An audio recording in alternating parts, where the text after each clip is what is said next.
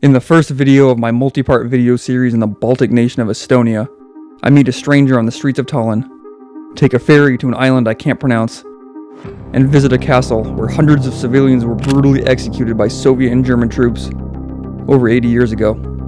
And while this video takes us to the courtyards of a castle with a very dark past, we begin this episode, of all places, outside the Russian embassy in the capital city of Tallinn.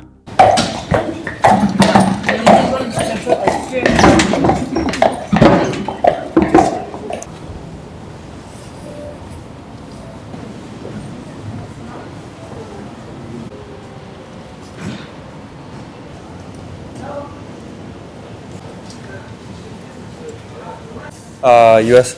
US? Yeah. My name is Aidos. Aidos? Yeah, Where are you nice to meet you. From Kazakhstan. Oh, Kazakhstan. Oh, really? Yeah. I used to live in California, Oh, really? in Sacramento, yeah. Oh, okay. In 2016, 2017, I guess. Okay. Yeah, during 1 year. Вы говорите по-русски тоже? Я говорю, да. Да? Да. Я говорю немного. Немного? Круто. Да. And then you're going back to Helsinki? Oh, no, to Latvia. To Latvia? Yeah, to Latvia. I'm going to Latvia as well. Oh, really? Yeah, to the Riga? Yeah. About 6 months ago, I sold my house in the US and sold all my belongings, and I travel full time now. Really? Yeah. You sold your house? Yeah, sold my house, all my furniture. You see, this kind of mobile application that I'm developing back in Kazakhstan. Oh, that's yours. Yeah, it's mine. I'm the owner of this mobile Really? application. Yeah. It's called Support Line. Yeah. So you open it, like you choose one city, and then you choose another city, and then you choose dates, right? And then you have to search. I'm on the process of like That's really interesting. establishing it. Like, Is that just going to be for Kazakhstan or for other countries as for well? the other country? Of course, we want to develop it for the other countries as well. But first, we are starting in Kazakhstan. Interesting. Well, it's nice meeting you. It's really cool. Same, Thank you for brother. Thank you for just Take stopping care. and Take care. talking. Take Yeah. care.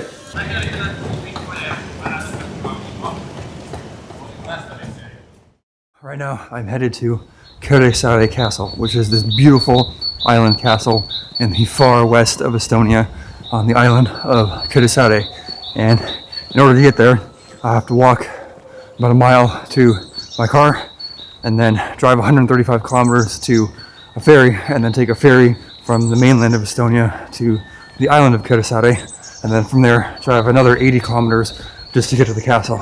But it is this beautiful island castle. Now, this castle changed hands many times between all of the conflicts that occurred in Europe in the 1300s to present, and the Livonian Wars and the Great Northern Wars, but unfortunately the castle lost a lot of strategic importance in the kind of beginning in the late 20th century.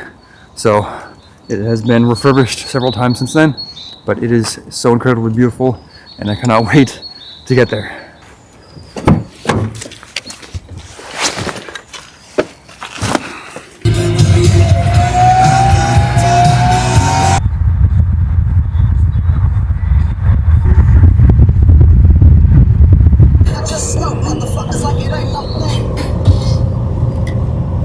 Well, I just arrived at the ferry terminal, and there is only one car ahead of me right now, and that's the ferry.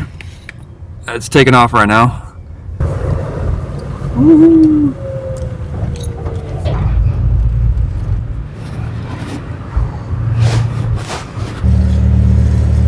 Well, we're finally moving here.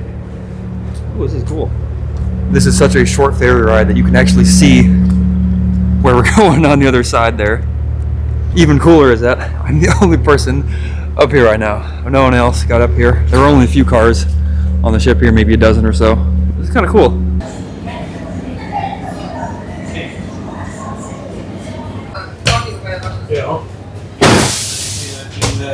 After a relatively short 20-minute ferry ride across a small section of the Baltic Sea, I arrived on the eastern edge of island I can't pronounce, a sparsely populated but rather large island in far western Estonia. The first place I was on my way to visit was a remote area of the island, Vilsandi National Park.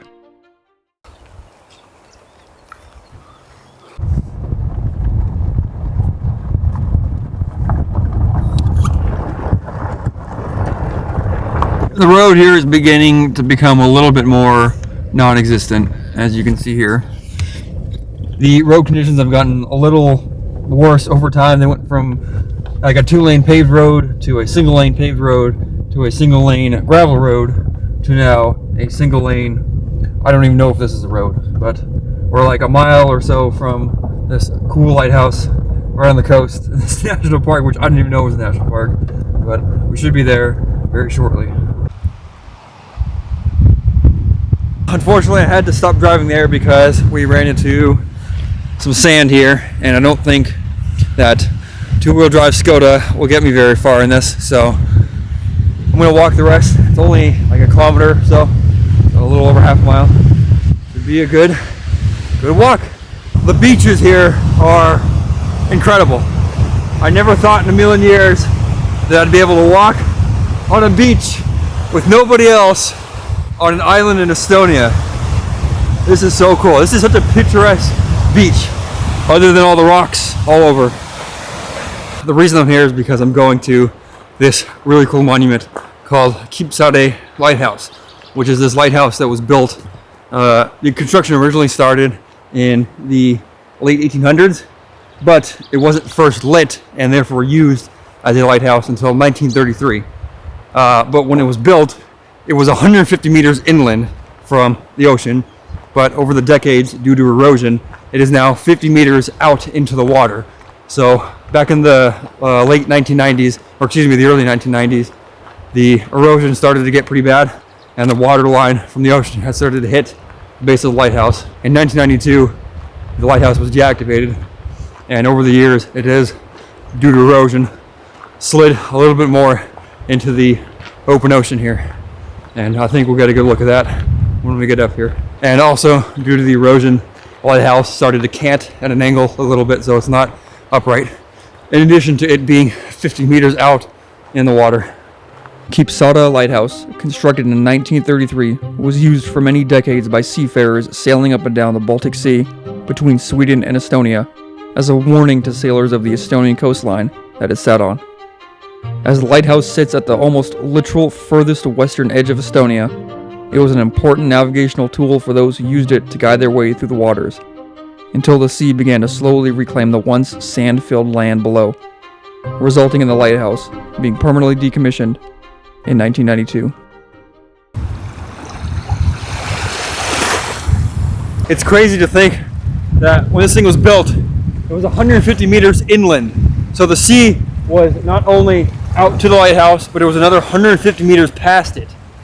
And to see this amount of erosion happen over just a few decades is really sad to see,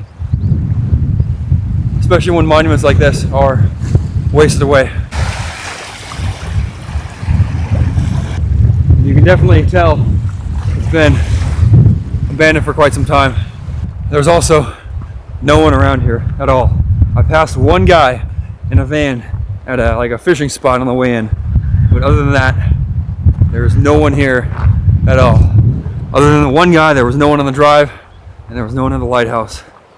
It's a very sparsely populated area of Estonia. Hello. I'm sorry, I don't speak Estonian. Okay. English, French, or Okay. Kurat, I don't. My English very bad, but okay. Have fun.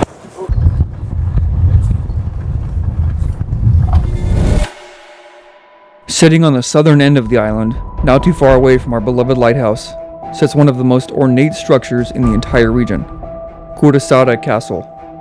This star-shaped four-pointed structure has seen its ownership change hands numerous times in the past 650 years since its construction, beginning with the Teutonic Order, then falling to Denmark, Norway, then to Sweden, then to the Russian Empire, then again several times during the Soviet and German occupations of Estonia between 1941 and 1945, where it unfortunately became the site where hundreds of local civilians were executed under both Nazi and Soviet rule during World War II. Now, it sits as a reminder to not so forgotten dark times.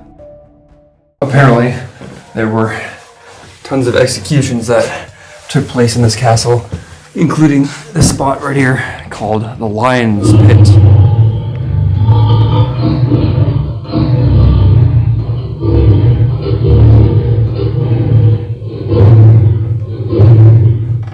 Where people were thrown from this walkway and balcony that I'm on right now all the way down to the bottom of that pit, which is probably 20 meters high. So about 20 meters down there is this pit. And they call this the lion's pit because at the bottom they would have these hungry lions that would sit there, and the unsuspecting individual who was thrown to the bottom would then be eaten alive by these extremely hungry lions, which henceforth is why they call this area the lion shaft. Somehow I got stuck walking up this extremely narrow staircase right here. This is really narrow.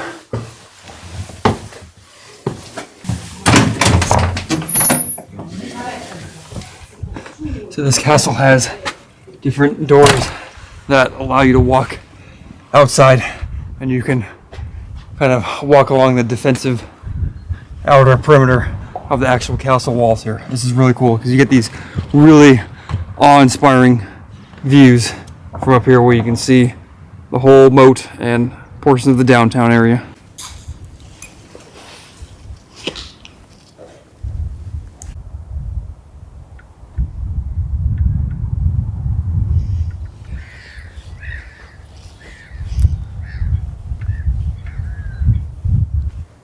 The courtyard area of this castle was unfortunately used as a site for the executions of hundreds of local civilians by both the Nazis and by Russia in 1941 during the German occupation, and then again in 1944 during the Soviet occupation.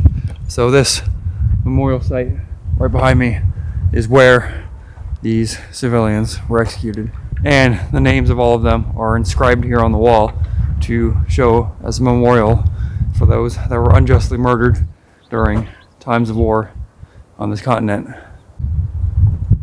You know, it is so crazy to think that not even 80 years ago, this was the site of the executions of hundreds of innocent civilians, and now it's this beautiful, lush pasture in this very green, beautiful space on a nice day. But not very long ago, in the span of human history, disgusting acts of evil took place.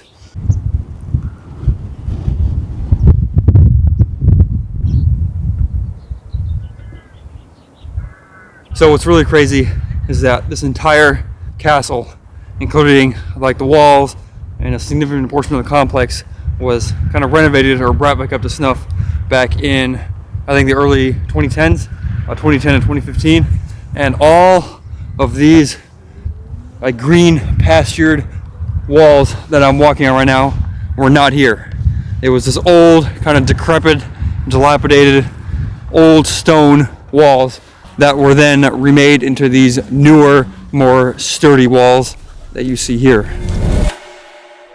After spending a full day exploring the outlying areas of Western Estonia, in the next video, I head to the opposite side of the country, to the far eastern reaches of Estonia and the border town of Narva, where the west meets the east at the border between the EU and the Russian Federation.